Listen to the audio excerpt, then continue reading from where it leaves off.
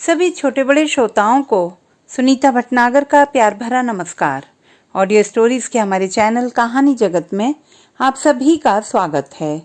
हिंदी कहानियों की श्रृंखला में आइए आज सुनते हैं मनीषा कुलश्रेष्ठ जी द्वारा रचित कहानी पल्लव। पल्लव, रुककर पीछे देखने का भी अवकाश कहाँ है तेरे पास? उठा अपने ये खंड, जोड़ ले किसी तरह स्वयं को। प्रतिवाद करने का अब समय नहीं रहा। खैर जान के रास्ते बीहड़ जरूर हैं। जुटा अपनी बची खुची शक्ति और बढ़ा ले कदम शेष जीवन के अनजाने रहस्यमय रास्तों की तरफ। पल्लव अनमनी सी बैठी रही, अपने हाथों से सहेजे घर की टूटते टूटते बची देहरी पर। शिशिर की उंगली पकड़कर चला आया पतझड़ सारे बाग को सूखे पत्तों से ढक गया था। पल्लव का मन कभी एक एक कर टूटती पुलक के ढेर से अटा था। कितनी कितनी स्मृतियों के कसते जाल, इतनी खिन्नता कि एक पल तो उसे विश्वास हो गया कि यही उसके मन का स्थायी भाव है। पल्लव, यहाँ क्यों बैठी हो इतनी ठंड में? अजित अपना ब्रीफकेस गार्डन चेयर पर रखकर सीधे वहीं चले आए। पल्लव ने चेहरा उठाया, बिंधी सी दृष्टि, खिंचा सा भाव, टूटी मुस्कान। क्या हुआ, ऐसी क्यों हो रही हो? सशंक हो अजीत ने पूछा। नहीं, कुछ भी नहीं। चाय बना दूं? स्वयं को सहेज कर पल्लव उठी। रहने दो, अभी ही तो ऑफिस में पी थी। सच कहो, क्या हुआ है? अजीत ने फिर पूछा। कहा ना, कुछ नहीं, थक गई हूं। अभी लौटी हो? 4 बजे लौट आई थी। और ज्यादा न अजीत ने पूछा न पल्लव ने कुछ कहा। अजीत कपड़े बदलने चले गए तो पल्लव यंत्रवत रसोई में चली आई। अजीत कपड़े बदलकर अखबार लेकर बैठ गए। बच्चे अपना अपना होमवर्क पूरा कर खेलने भाग गए। अपने लिए एक प्याला चाय लिए वह डाइनिंग टेबल पर आ बैठी। संबंध हर थोड़े अंतराल के बाद ऐसे ही बदलते हैं और फिर बदलती है संबंधों की परिभाषा। ऐसा क्यों है कि कुल मिलाकर स्त्री पुरुष की भाषा ही तमाम दुनिया की भाषा है, जो उनके संबंधों के मुताबिक बदलती रहती है। एक समय ऐसा भी तो आ जाता है जब दोनों इस बदलती भाषा को समझने से इनकार कर देते हैं और तब भाषा आत्मालाप में बदल जाती हैं। फिर रह जाती हैं आत्मयंत्रणाएं। आज अगर अजीत ने थोड़ा सा उसका मन छूकर पूछा होता तो वह सब कुछ स्वीकार कर लेती, किंतु स्वयं को स्वीकार कर दूसरे को लगातार अस्वीकार करते जाना ही दाम्पत्य की सबसे बड़ी विडंबना है। अजीत के छिटपुट फ्लर्ट वह अब तक सहजता से स्वीकार करती आई थी, पर वह जानती थी कि अजीत इसे आत्मसात न कर पाता। सशंक था वह, पर कभी स्पष्टतः उसने कुछ कहा नहीं। यही तो यंत्रणा थी कि हम दोनों एक दूसरे को न स्वीकार कर सके न अस्वीकार। दोनों के बीच एक निःशब्द छटपटाहट थी। सच तो यह है कि जैसे जैसे हम अपनी अनैतिकताएं स्वीकार करते जाते हैं, वैसे वैसे दूसरों को स्वीकार करने में स्वयं को असमर्थ पाते हैं। यूं तो प्रेम की कोई नैतिकता नहीं, मगर प्रेम ही सबसे बड़ा नैतिक अनुभव है। इसकी नैतिक अनैतिक परिणति कुछ भी नहीं। इसके आगे कहते रहे थे तुम अंत तक। तुम्हारे ही दुस्साहसों की राहु केतु सी छाया ने ग्रस लिया था पल्लव का विवेक। सर, मैं चाहता हूं पल्लव भी मॉरिशस जाए मेरे साथ, इलाहाबाद में पर इसने जो पेपर पढ़ा था वह अद्भुत था। वैसी व्याख्या तो आप और हम भी नहीं कर पाते। परितोष, अगर मेरे कान ठीक सुन रहे हैं तो मैं तो यही कहूंगा कि यह बचपना है। वहां देश विदेश के प्रबुद्ध साहित्यकारों आलोचकों के बीच पल्लव क्या करेगी? वहां जानता ही कौन है उसे? पल्लव को उस मुकाम तक पहुंचने के लिए अभी लंबा संघर्ष करना है। मैं स्वयं को तुम्हारे स्तर का साहित्यकार समालोचक नहीं मानता तो पल्लव तो मेरी भी शिष्या है। परितोष, निमंत्रण तुम्हारे लिए है। सर, मैं अभी यही तो कह रही थी पारितोष सर से। पल्लव गिरने से थोड़ा पहले हवा के थपेड़ों से कांपने वाले पाद से सिहर रही थी। परितोष का दुराग्रह प्रोफेसर शलभ के समक्ष फन उठाए खड़ा था। पल्लव के क्षीण स्वर वातावरण की तिक्तता में कहीं खोकर रह गए। प्रोफेसर शलभ हिंदी विभाग के विभागाध्यक्ष ही नहीं, आर्ट फैकल्टी के डीन भी थे और पल्लव ही नहीं, परितोष भी उनके शिष्य रह चुके हैं। सदा शांत संतुलित रहने वाले शलभ सर तमतमा गए। स्वयं को संभालते हुए बोले थे, परितोष, तुम मेरे छात्र भी रहे हो और सहकर्मी भी हो। पल्लव मेरी एक रिसर्च स्कॉलर है। तुम दोनों ही समान रूप से प्रिय हो मुझे। इलाहाबाद से लौटते हुए थोड़ा सशंकित था, पर तब लगा कि नहीं, तुम प्रबुद्ध हो और पल्लव समझदार गृहिणी। बस वही चूक हो गई, अन्यथा आज तुम इस विनाशकारी दुराग्रह को लिए मेरे समक्ष न खड़े होते। परितोष न जाने किस जिद में उठकर चले आए। वह भी थोड़ी देर हतप्रभ सी बैठी रही और फिर अपने बिखरे अध्याय उठाकर चली आई। अगले ही दिन पल्लव शलभ सर के ऑफिस में थी। सर, मेरी कोई रुचि नहीं है मॉरिशस जाने में। मेरी थीसिस का अंतिम अध्याय चल रहा है, जल्दी ही सबमिट करवा दूंगी। आप वाइवा की डेट फिक्स करवा दें। परितोष सर, जानती हूँ माफ नहीं करेंगे मुझे, किंतु अपराध था भी क्या मेरा? जहाँ तुम्हारे अतीव आकर्षण की लहरें महाजल राशि में डुबो जाती, वहीं दूसरे ही पल नैतिकता, समाज, दाम्पत्य की लहरें लापटकती सूखी रेत पर। मैं थक गई थी, मेरा साहस चुक गया था। व्यावहारिक तुला पर तुम्हारे मेरे आकर्षण जनित अलौकिक संबंध के आगे समाज, पति, बच्चों का पलड़ा बहुत भारी हो गया था। हमारे असंख्य स्वप्न मात्र रुई के फाहे थे और परिवार, समाज लोहे के मोटे मोटे बांट थे। तुम न भी आते तो क्या था, मैं तो जी ही रही थी ना, उसी एकरस लीक पर, पति के बनाए सुरक्षित घेरों में घिरी सी। जहां वे जाते मैं भी जाती, वह व्यस्त रहते मैं बच्चे पालती। कभी एकाकीपन से घबरा कर बाहर जा बैठती, बाहर के सन्नाटों से उचट कर अंदर आकर प्रतीक्षा करती, प्रतीक्षा विषय पर कविता लिखती। तुमने आकर क्यों लिख मिटाई? क्यों अजित के एकाधिकार का घेरा तोड़ा? ऐसा ही घुटा घुटा सा दिन था वह। प्रोफेसर शलभ ने लाइब्रेरी में चपरासी भेजकर बुला लिया था उसे।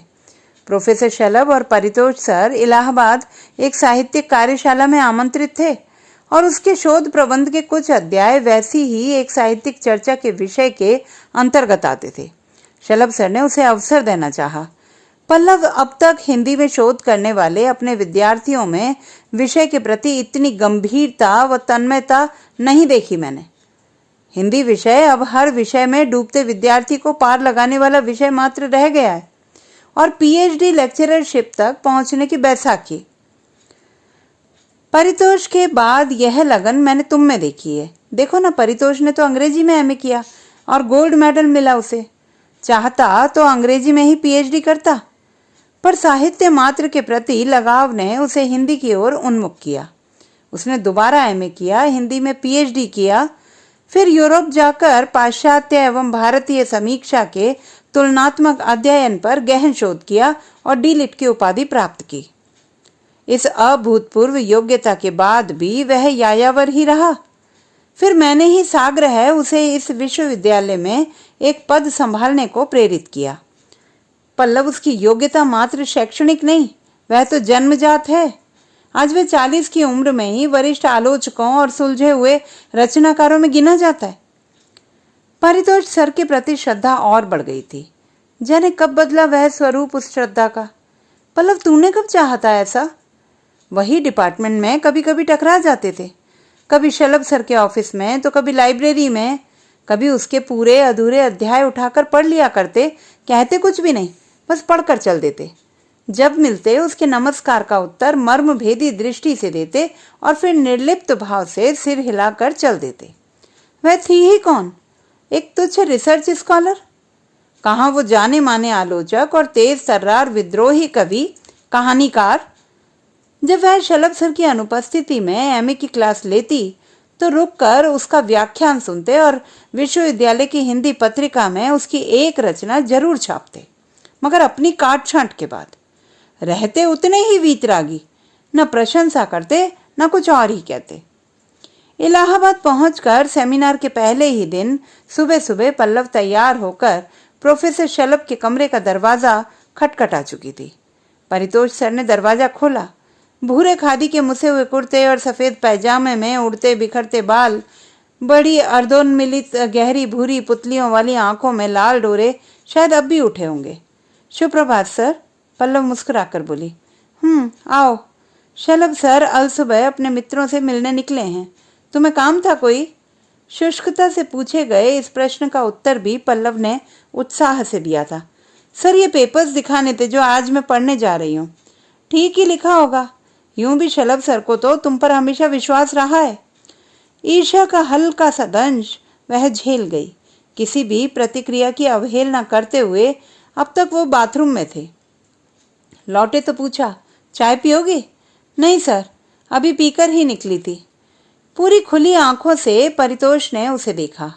हल्की नीली शिफॉन की साड़ी और बिना बाहों के ब्लाउज से बरगद की नई शाखाओं से फूटती दो अनावृत भुजाएं, नीली लहरों के बीच कहीं रेतीले कगारों से ढरकती सिमटती खुलती देह का बहाव। पल्लव चौंकी थी, तब तो आंखों के दग्ध भाव पर, किंतु शीघ्र ही सहज होकर बोली, सर क्या आप नहीं आएंगे सेमिनार में? क्यों नहीं, शलभ सर तो सीधे सेमिनार हॉल में पहुंचेंगे। तुम नीचे लॉबी में प्रतीक्षा करो, मैं अभी आया, साथ ही चलेंगे।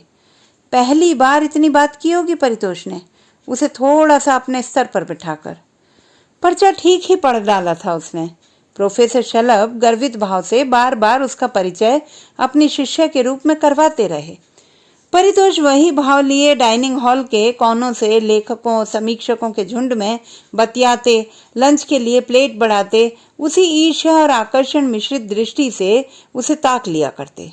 लंच के बाद उसे अकेला पाकर पास आए। Pallav, you are superbly genius.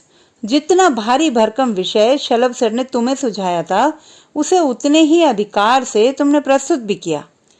पहली बार उस वीतरागी ने उसके बारे में कुछ कहा था। परितोष कैसी छल भरी भूमिका थी वह, जिसे सुनकर पुलक उठी थी वह। वही पुलक जो मीठा विष बनकर तन मन में घुल गई थी।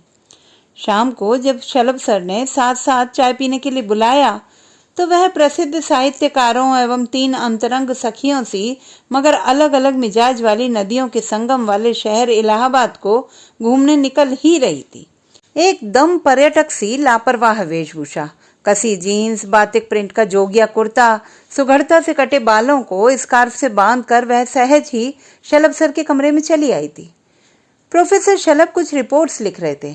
परितोष सुबह वाली ही मुसी पोशाक में तकिया बाहों में कसे औंधे लेटे कुछ पढ़ रहे थे। उसकी आहट पर दोनों ने मुड़कर देखा। शलभ सर की आंखों में वात्सल्य उमड़ा था। परितोष फिर असहज थे। शलभ सर से बातें करते हुए परितोष की आंखें उसकी पीठ पर आकर्षण उकेर रही थी। उसने एक बार मुड़कर देखा। तकिया बाहों में कसे उसी मर्म को कुरेदने वाले भाव से देख रहे थे वे। उसका हर स्पंदन, उसकी हर लय। आंखों में उन्माद के रोगी का स्वभाव था, समुद्र से उफनती जल राशि।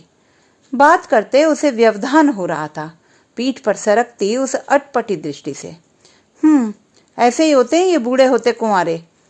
तीनों ने साथ चाय पी, थोड़ी साहित्य चर्चा हुई, फिर पल्लव इजाजत लेकर निकल पड़ी नगर भ्रमण को।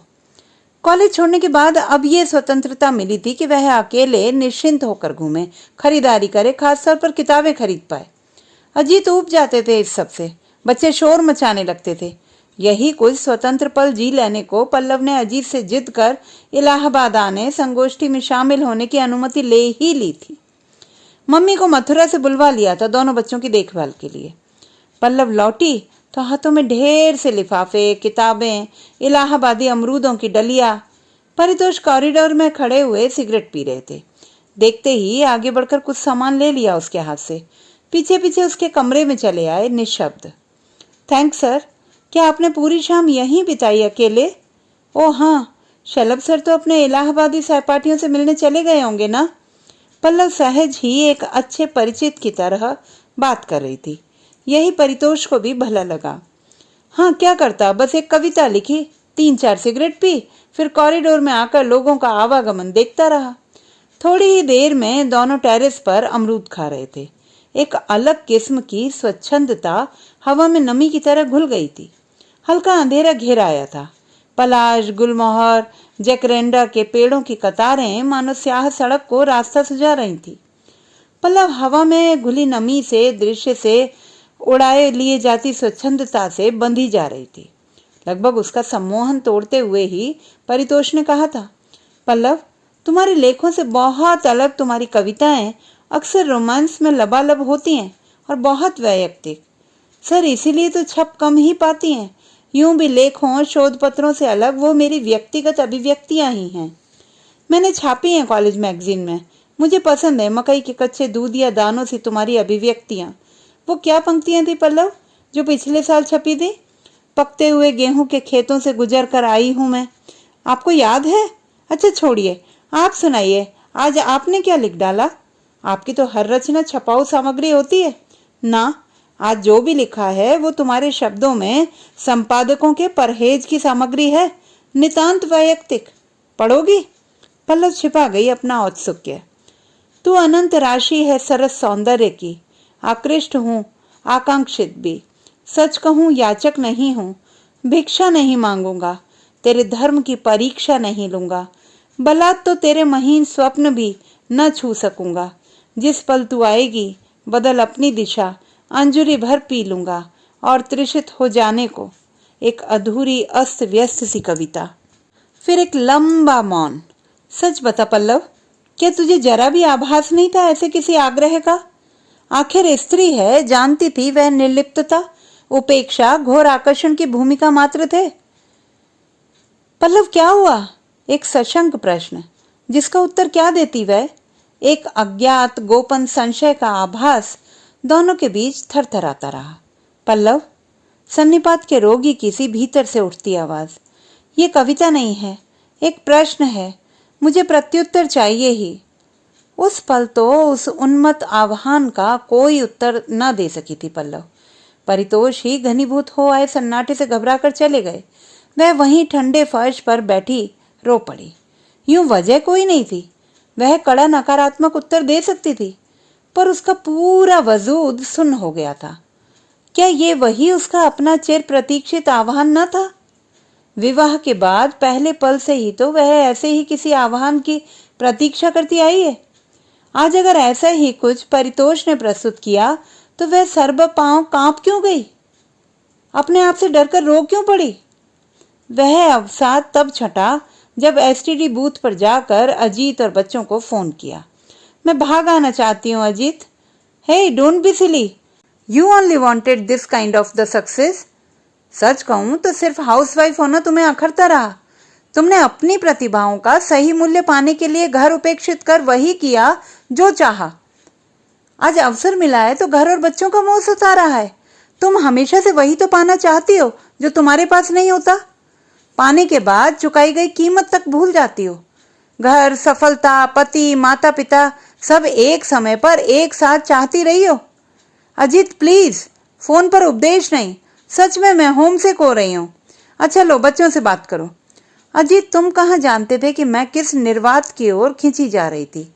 जानते भी तो यही सोच से कि अच्छा अभिनय कर रही थी। बस इतना ही तो समझ पाते हो तुम लोग। सीधे साधे गलत या सही के निष्कर्ष पर पहुंचकर स्वयं को बहुत व्यवहारिक कहते हो। मानसिक गूढ़ताओं, परिस्थितिजनक प्रतिक्रियाओं के बारे में कहाँ सोच पाते हो तुम व्यावहारिक लोग? पर सच मानो, उस पल मैं एक दुरूह सी फिसलपट्टी पर फिसली जा रही थी और अजीत मैंने तुम्हें घबराकर पकड़ लेना चाहा था। अगले ही दिन प्रोफेसर शलभ अपनी नई कृतियों की समीक्षात्मक चर्चा में भाग लेने के बाद शाम की ट्रेन से चले गए। उनके छोटे बेटे की सगाई थी अगले ही दिन। परितोष सर का व्याख्यान उसने सुना। तमाम परिचित अपरिचित साहित्यकारों, प्रोफेसरों और कई हिंदी पढ़ने तथा रुचि लेने वाले विद्यार्थियों के बीच बैठकर गंभीर वाणी, गहन सुधारवादी आलोचना, सदे हुए मगर कुछ उग्र विचार। मंत्रमुग्ध सी बैठी रही थी वह। एक पल को ऐसा लगा कि मंच पर रोस्ट्रम पर खड़े हैं वो और पूरे हॉल में बस वही अकेली है। अजीत की भुजाओं पर से उसकी पकड़ ढीली होकर खुलने लगी। सेमिनार हॉल से निकलते निकलते मौसम बदल गया। उमस भरे दिन का तीसरा प्रहर भी एक षड्यंत्र के तहत बादलों का जत्था और ठंडी हवाओं का जाल लिए आ पहुंचा। पल्लव, जी सर, तुम्हारा जवाब पढ़ लिया है मैंने। कौन सा जवाब? पल्लव निश्चिंत थी। परितोष किस जवाब की बात कर रहे हैं अनुमान भी न लगा सकी। वही। अब सशंकित हो गई पल्लव। सुबह तुम्हारे कमरे में आया था मैं तुम्हें बुलाने, पर तुम शायद नहा रही थी। वह बिस्तर के पास टीपॉय पर फड़फड़ा रहा था। ओह, वह कागज का टुकड़ा! खींच हो आई उसे अपने आप पर। छी, ऐसी बकवास यूं खुली छोड़नी चाहिए थी। घनी शर्मिंदगी। उफ, वह कागज का टुकड़ा क्या था, एक गले तक भर आया आवेग ही था जिसे घबराकर उसने पास पड़े खाली पन्ने पर उलट दिया था। कल रात आवेग में चढ़ती उतरती उस कागज के टुकड़े को वहीं छोड़कर वह सो गई थी। सुबह उठी तो 8:45 थे, सीधे नहाने चली गई। फिर पल्लव चुप क्यों हो गई? मैंने किसी सवाल का कोई जवाब नहीं दिया। तल्ख हो आई थी पल्लव। अच्छा छोड़ो, चलो कहीं चलते हैं, मौसम अच्छा है ना? नहीं, मैं अपने कमरे में जाऊंगी। बाहर क्यों गई कमबख्त ये आवाज? पल्लव इधर देखो, कहकर परितोष ने सड़क पर ही उसका चिबुक उठा दिया। आंखों में एक ज्वार उफनने को था। परितोष हतप्रभ से बांह थामे खड़े रह गए। तभी तेज गड़गड़ाहट के साथ बारिश शुरू हो गई। गनीमत थी कि सेमिनार हॉल से यूनिवर्सिटी गेस्ट हाउस तक जाने वाली ये सड़क उस वक्त निर्जन थी।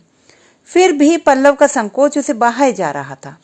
चलो पल्लव, शीघ्र ही संयत होकर दोनों चल पड़े। पल्लव भीग गई थी। कमरे में पहुंचते ही उसने शावर लेकर कपड़े बदले। परितोष भीगे कपड़ों में ही सिगरेट सुलगाकर अपने कमरे की बालकनी में जा बैठा। बादलों का आवेग भी अब थम चला था। कैसी आकांक्षा है ये, कैसी व्याकुलता! रोमांस या अफेयर का सवाल ही नहीं है, यह तो स्पष्ट है। फिर यह आकर्षण क्यों? फिर भी इस उम्र में एक विवाहिता के प्रति? याचक ना होकर भी कमजोर पड़ रहा हूं शायद। उसने वह भावुक लिखावट वाला पर्चा निकाला। तभी से सील गए उस पर्चे पर बिखरे थे पल्लव के कमजोर होते भाव। न तुम याचक हो न दाता, तुम निर्लिप्त होकर भी किसी अव्यक्त आकांक्षा में हाथ बांधे, आंखें मूंदे, वन देवता का अभिनय करते कनुप्रिया के संपूर्ण के लोभी चतुर कृष्ण तो नहीं? न यह कोई प्रतीख्यान नहीं, यह तो है एक मर्माहत प्रतिक्रिया। मैं उसे और कमजोर नहीं करूंगा। प्रेम, हाँ, वह तो छूट गया बहुत पीछे, कहीं उम्र के साथ। अब इस उम्र में मैं ही तो स्वच्छंद हूं, वह तो दाम्पत्य से जुड़ी है। मैं क्यों ऐसा आह्वान कर बैठा?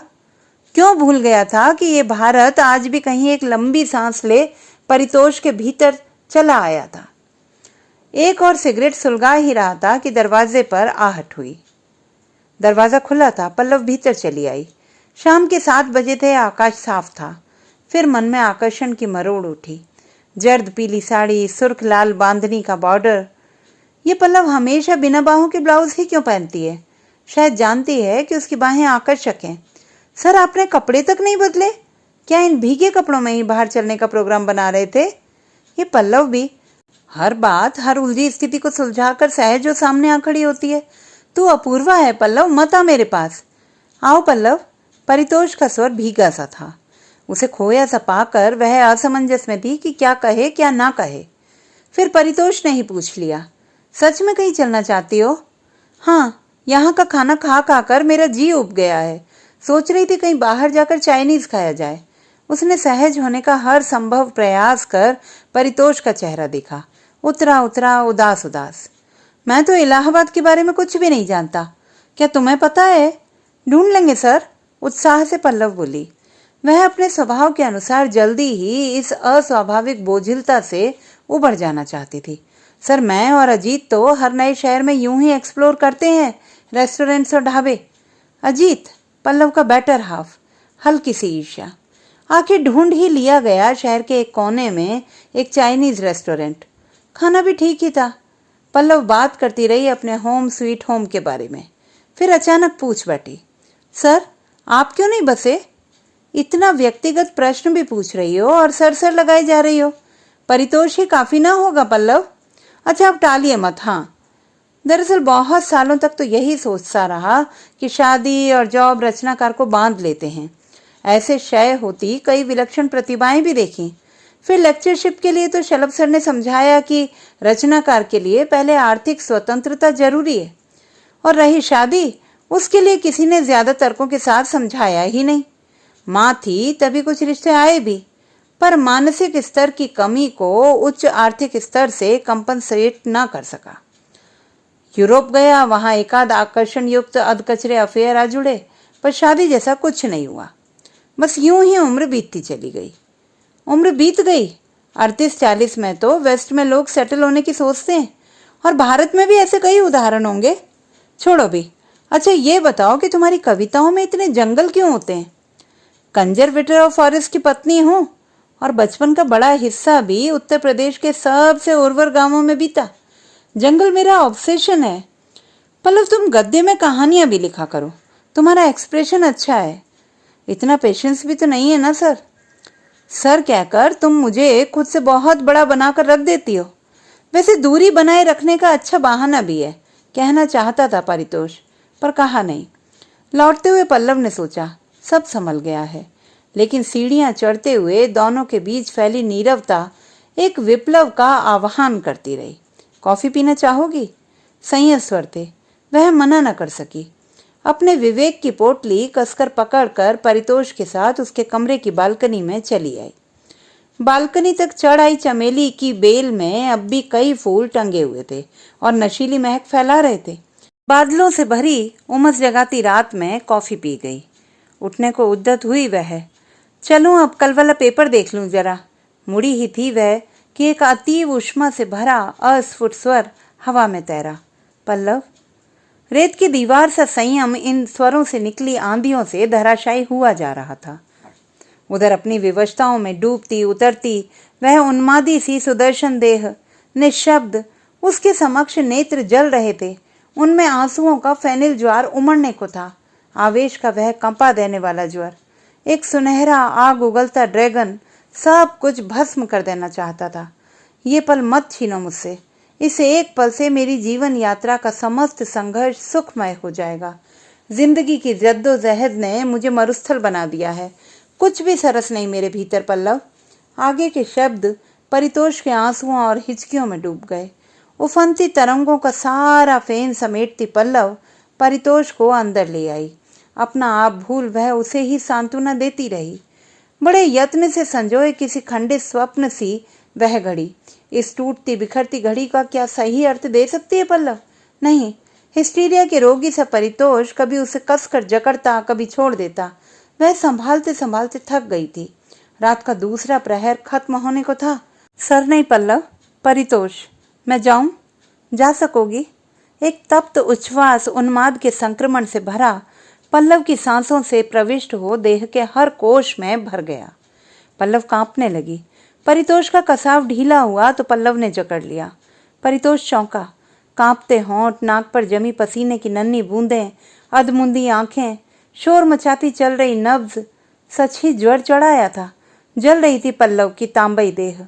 पल्लव, तुम्हें तो बुखार है। परितोष। विप्लव भरी आतुर पुकार का लगभग वैसा ही आतुर उत्तर पल्लव के नशीले कसावों से हतप्रभ हो परितोष बोला, मेरी ओर देखो पल्लव। आंखें खुली, लाल लाल डोरों में बंध गया था वह। पल्लव, एक बार फिर पूछ लो अपने विवेक से। पल्लव वहां कहाँ थी? एक मादक गंध से भरा जंगल पसरा था। लगभग अचेत पल्लव के नासारंध्र यह फर्क तक नहीं जान पा रहे थे कि यह परितोष के पसीने की महक है या गीली मिट्टी की। गले में कांटे चुभोती प्यास थी कि हर पल बढ़ती जा रही थी। भारती जी की कनुप्रिया के वे अंश जिन्हें पल्लव ने बार बार पढ़ा था, आज पहली बार अपने अर्थ बताते नेपथ्य में गूंज रहे थे। लो मेरे असमंजस, अब मैं उन्मुक्त हूँ और मेरे नयन अब नयन नहीं, प्रतीक्षा के क्षण हैं, और मेरी बाहें बाहें नहीं, पगडंडियां हैं, और मेरा यह रुपहली धूप छांव वाला सीपी सा जिस्म सिर्फ एक पुकार है, उठो मेरे उतर, और पट बंद कर दो और कह दो इस समुद्र से कि इसकी उत्ताल लहरें द्वार से टकरा कर लौट जाएं, और कह दो दिशाओं से कि वे हमारे कसाव में आज घुल जाएं। तुमने कोई अपराध नहीं किया है, बस यही याद रखना। तुमने मेरी और अपनी थकी हारी आस्था को थोड़ा सा विश्राम दिया है, बस संयत रहना। पल्लव तो संयत ही रही, पर तुम्हें क्या हुआ था? उसे पाने की लालसा दिन प्रतिदिन प्रबलतम क्यों हो उठी थी? वह तेजस्वी व्यक्तित्व डूब गया था अपनी ही प्यास में। क्लांत चेहरा, टूटी सी मुस्कान, पुरानी विहसती मुखाकृति अब उस चेहरे में ढूंढे नहीं मिलती थी। क्या कहे पल्लव, क्या समझाए? आत्मग्लानि से भर जाती। लौटकर फिर गृहस्थी और थीसिस के अंतिम अध्यायों में उलझ कर रह गई थी वह। प्रोफेसर शलभ व्यस्त थे, असिस्टेंट लेक्चरर्स के इंटरव्यूज होने थे। शलभ सर ने पल्लव को भी एप्लीकेशन देने को कहा था। पल्लव ने तभी कह दिया था कि अजित का ट्रांसफर इस वर्ष के अंत तक कभी भी हो सकता है, सो प्रोफेसर शलभ की एमए की कक्षाएं भी उसको ही लेनी होती थी। उस दिन विभाग की एक मीटिंग में बैठे हुए पल्लव की नोटबुक सरकाकर परितोष ने चुपके से लिख दिया। क्या करूं? जिसे दैहिक तुष्टि का तीव्र आकर्षण माने बैठा था वह कमबख्त प्रेम निकला, और वह भी 40 की उम्र में, तुमसे ही होना था। पल्लव ने घबराकर नोटबुक बंद कर ली। उस दिन वह लाइब्रेरी के एकांत में परितोष से बहुत झगड़ी थी। जानते थे ना आप शुरू से कि मैंने आपकी कोई अपेक्षा पूरी करने का वायदा नहीं किया था। आप जानते थे मेरी सीमाएं। अब बस, आपने मेरी एप्लीकेशन भी क्लर्क से मेरे डॉक्यूमेंट्स लेकर दे दी है। क्यों कर रहे हैं आप ये सब? पता है ना अजित का ट्रांसफर इस वर्ष के अंत तक कभी भी हो सकता है और मुझे जाना ही होगा। नहीं, तुम्हें नहीं जाना चाहिए। मैं और शलभ सर दोनों यही चाहेंगे कि यह पद तुम भरो। ऐसा अवसर गंवा दोगी? तुम्हारे भी बच्चे बड़े हो रहे हैं, उनके भी भविष्य की सोचो। उनके लिए यहाँ से अच्छे स्कूल कहाँ मिलेंगे? जंगलों, छोटे शहरों में पति के साथ ये यायावरी क्यों? अब तो सेटल हो जाओ। ये प्रतिभा यूं व्यर्थ ना करो। जानते हैं ना आपके इन्हीं तौर तरीकों की वजह से पूरे हिंदी विभाग में कानाफूसियां चल रही हैं। परितोष, असंभव को क्यों संभव करना चाहते हो? आवेग से पल्लव का गला रुंध गया था। उस खंडित स्वप्न को भूल नहीं सकते क्या? भुला दूं? क्यों? मेरा मन तो उसकी पुनरावृत्तियां चाहता है। परितोष पल्लव के रुंधते स्वर से बेखबर आंखें मूंदे बोलते रहे। जी तो चाहता है कि तुम्हें उठाकर तुम्हारे ही आर्किड्स और फर्न से भरे जंगलों में भाग जाऊं। पल्लव की कठोर दृष्टि की अवमानना करते हुए वह फिर बोले, मैं एक साहित्य सम्मेलन में मॉरिशस जा रहा हूँ। चलोगी? पूरे 15 दिन तक हिंद महासागर के तट पर कुछ काम करेंगे, साथ लिखेंगे और अपने उसी खंडित स्वप्न का एक और खंड जी लेंगे। मैं क्या करूंगी? वहां मुझे किसने बुलाया है?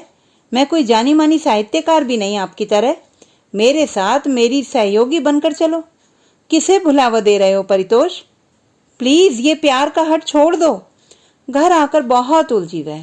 कर लो ज्वाइन लेक्चरशिप। अजीत मना नहीं करेंगे। बच्चों के लिए आज नहीं तो कल सेटल होना ही होगा। अजीत का हर ट्रांसफर शहर में हो ये जरूरी भी नहीं। सारी रात स्वप्न में हिंद महासागर लहराता रहा। बस इसी दुराग्रह को लेकर अगले दिन परितोष शलभ सर के ऑफिस में जा पहुंचे थे। वहीं वह भी बैठी थी, शोध ग्रंथ के अंतिम अध्याय का प्रारूप लिए। उफ, कितना अपमानित महसूस करती रही वह शलभ सर के समक्ष। शलभ सर उसे ही समझाते रहे थे देर तक। परितोष का ऐसा असंयत व्यवहार तो तब भी कभी नहीं देखा जब वह एमए कर रहा था। सदा से मितभाषी रहा है वो। हाँ, आक्रोश था उसमें। सब सुधार कर रख देना चाहता था। पितृहीन होकर भी अपनी प्रतिभा के बल पर छात्र वृत्तियां लेकर यहाँ तक पहुंच गया, पर रहा फक्कड़ ही। जब तक माँ रही समझाती रही, मुझे भी कहती रही कि मैं ही उसे शादी के लिए मना लूं, पर इसे कोई भाया ही नहीं। अब अभागा, इसने मुझे पिता का से सम्मान दिया है। अब इस अभागे को बस तू ही समझा सकती है। जी सर। पल्लव भीगते मन से वहां से उठाई थी।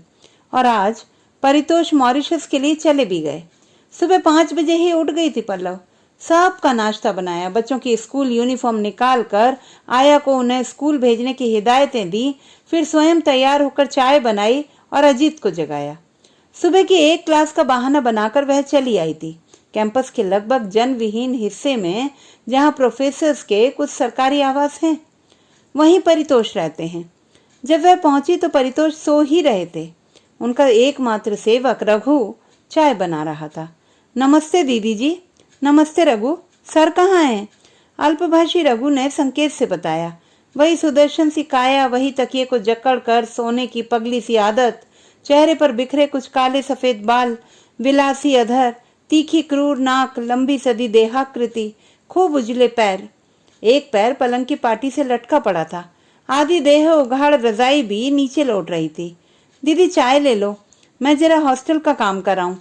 उसका सम्मोहन तोड़कर रघु चाय की ट्रे पकड़ा गया। परितोष, चाय, उठो ना। अभी नहीं रघु, बाद में। मैं रघु नहीं पल्लव हूँ, उठो भी।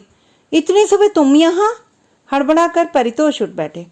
अच्छा न लगा हो तो चली जाऊं। आज जाना भी है या नहीं? मैं बेवजह ही विदा देने तो नहीं आ गई हूँ। ऐसे ही विदा देने आना था तुम्हें तो लो, मैं जाता ही नहीं हूँ। तुम्हें भी यहीं रखकर खुद भी चैन से रहता हूँ। फिर वही आधारहीन हट। अच्छा चाय पी लो। रख दो ना टीपॉय पर। परितोष, कपड़े मुझ जाएंगे प्लीज, क्लास भी लेनी है अभी। देखो पल्लव, आज सब भूल जाओ। परितोष की भुजाएं घेर कर उसे रजाई के भीतर उठा लाई। चुप, आज कुछ मत कहो। बस अंतिम बार अपनी देह से आत्मा में होकर गुजर जाने दो। परितोष, हूँ पल्लव। अपने घर में सग स्नात नम बाल लिए सिंदूरी बिंदी लगाए यूं तुम्हें एक बार पा लूं तो मन की बहुत पुरानी साध पूरी हो जाए। बाहर ठंडी हवा पीपल के पत्तों को सेहराए दे रही थी। न जाने कब बंद खुले और निर्वसन देह सुख की वापी में सेहरती उतर गई। जाने क्यों वह परितोष के साथ एकाग्र हो चरम सुख की सीमाएं छुआती है।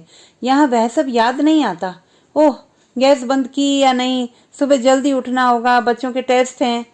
परितोष के अस्तित्व में स्वयं को खोकर वह सोचती है कि देह से आत्मा और आत्मा से होकर अलग छिटक जाने की इस प्रक्रिया में अंतिम पड़ाव आए ही ना। मत जाओ परितोष, कहीं मत जाओ। तुम्हारी अधूरी आकांक्षाओं का आकाश होना स्वीकार है मुझे। बहुत सारी क्लांति पीड़ा देह के पोर पोर में और आत्मा के हर स्पंदन में लिए परितोष यात्रा की तैयारी करते हैं। पल्लव साथ देती है। क्लास, लाइब्रेरी और टाइपिस्ट के अपॉइंटमेंट को भूलकर परितोष की फ्लाइट जाने तक उसके साथ है। अब परितोष सदा है तो पल्लव भावुक। डियर, यही तो अद्भुत है प्रेम में, कभी स्ट्रेंथ देता है तो कभी वीक कर जाता है। परितोष ने उसे हल्के से बांध लिया। तू मेरे लिए जीवनदायिनी है पल्लव, पर अब मैं तुझे कमजोर कर अपने लिए कोई सुख नहीं मांगूंगा। तू कुछ ना भी कहे पर मैं अपराधी हूं तेरा। सर नहीं, परितोष। हाँ पल्लव, अच्छा अब विदा दो। 4 बजे हैं, सर्दियों की शाम जल्दी ढल जाती है। एक अटपटा सा संक्षिप्त अध्याय जिस अप्रत्याशितता से आ जुड़ा था उसी तरह अधूरा सा छूट गया था। उसे अब तक यही लगता रहा कि वह उनसे जुड़ी कब। वह तो मात्र उनके अधूरे सुख का आधार बनी थी, किंतु यह उनका अधूरा सुख ही तो उसके अपने अवचेतन का सुख था, जिसके तहत वह कई बार स्वयं से लड़ झगड़ कर परितोष को कड़े शब्द कहकर भी खुद को ऊंढे लाई थी। पल्लव, मैंने पूरा अखबार पढ़ लिया, बच्चों ने आकर अपना पूरा होमवर्क भी कर लिया, और तुम हो कि यहाँ अनमनी सी बैठी हो। खाना बनाने का मन ना हो तो कहीं बाहर चले। हाँ अजीत, लौटते समय अजीत ने कहा। नहीं संभल रहा है पीएचडी का स्ट्रेस तो छोड़ दो। नहीं अजीत, अब तो लास्ट चैप्टर भी लगभग टाइप हो गया है। वाइवा की डेट भी शलभ सर जल्दी ही फिक्स करवाने को कह रहे थे। बस जरा थक गई हूँ। चलो सब ठीक हो जाएगा, कुछ दिन छुट्टी ले लो। उस रात पल्लव ने पहल की, अजीत मुझे प्यार करो। तो दोस्तों, ये थी हमारी आज की कहानी। आपको कैसी लगी कमेंट बॉक्स में लिखना ना भूलें। चैनल को सब्सक्राइब करें, लाइक करें और मित्रों के साथ शेयर करें।